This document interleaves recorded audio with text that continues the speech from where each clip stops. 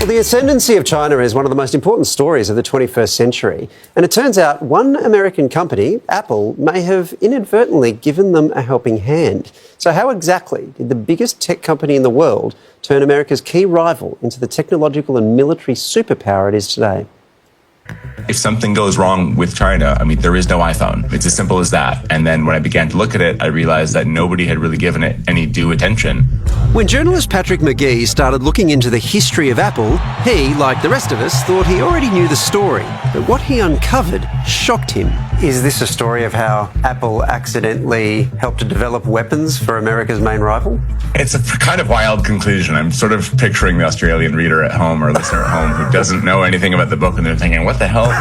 But it does kind of go there. But the unintentional part really is key. I think Apple sleepwalked into this crisis.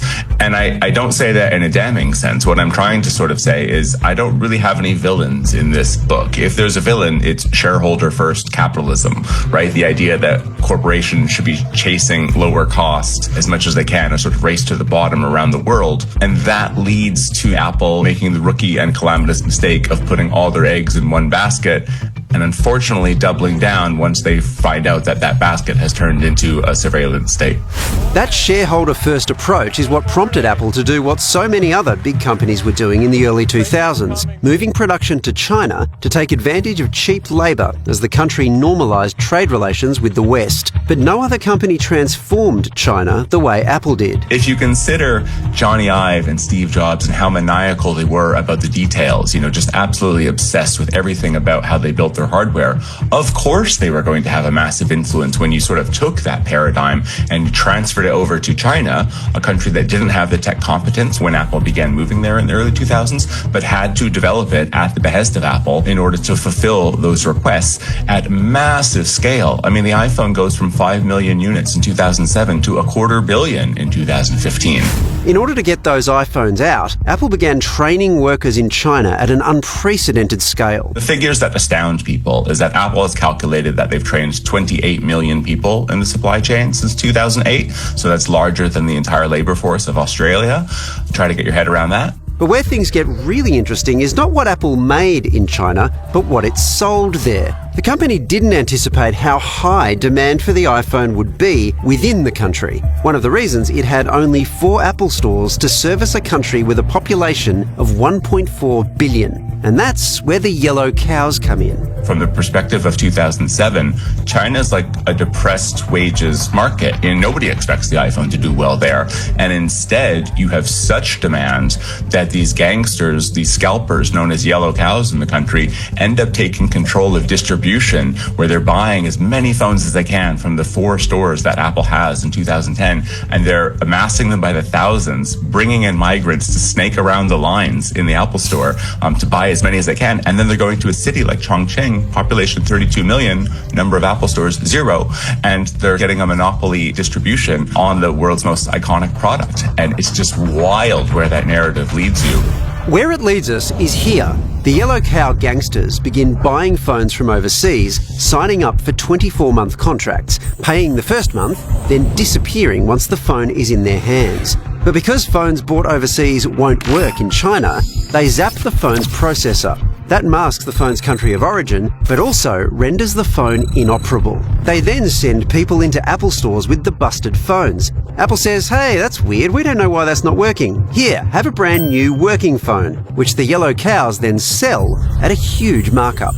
It takes years for Apple to figure out that they've been the victim of an elaborate fraud, and their solution to this problem almost ruins them in a way nobody could have predicted. You've got this situation where there are all these faulty iPhones across China. As I understand it, that is connected then to what happens soon thereafter, which is the Chinese government starts getting grumpy at Apple for the products that they think they're selling in China. What's going on there? Well, Apple begins to catch wind that this is obviously not a real problem. We're being scammed. And so they begin refurbishing the phones rather than handing them a new one.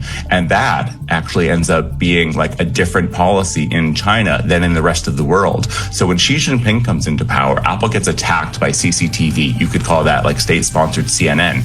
And the allegation is that Chinese customers are being treated in an inferior way to customers from around the world. But they were leaving out that the reason it was worse was that Apple was being scammed and like losing billions of dollars. So it's an absolutely wild narrative. Well, is that because no one in China, apart from the people who were doing the scamming, knew what was going on?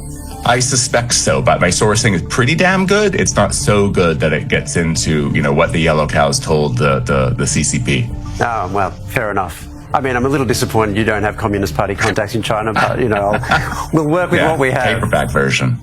It happens quickly. Chinese consumers turn on Apple over the perceived insult, and iPhone sales plummet. Suddenly, the company finds itself being overtaken by local Chinese companies that have massively benefited from the supply chain Apple itself established, something that, incredibly, Apple actually encouraged. If I'm Apple and I'm training all these suppliers, they obviously go and use those skills to provide to others. And so, if I'm making a component for Apple, Apple doesn't want me to be so dependent on them that should they obviate the need for that component, I go bankrupt, because that actually happens multiple times and it would cause bad will for Apple. It would cause multiple problems. So instead, Apple says, however fast you are growing with us, we need you to grow that fast with somebody else. So this is the bit I think people would want to hear explained.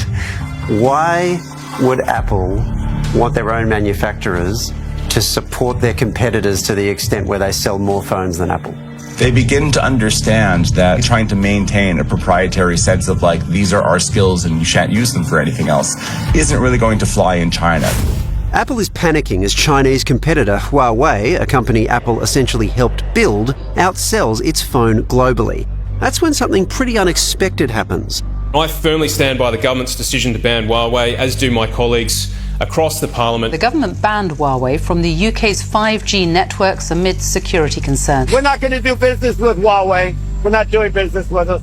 Between 2019 and 2020, Western nations start to turn on the tech company, accusing it of handing data to the Chinese government. When the US declares Huawei a security threat, it nearly collapses. Trump goes after the biggest player in China, a little bit like you'd go after the king in chess. So he goes after Huawei. He tries to knock that piece off the table. Huawei is deprived of 5G technology coming out of the West, and it's deprived of Google services. And Apple was the biggest beneficiary in terms of Chinese market share, because if you wanted to buy a luxury phone, you could no longer buy Huawei. They could not supply you those phones.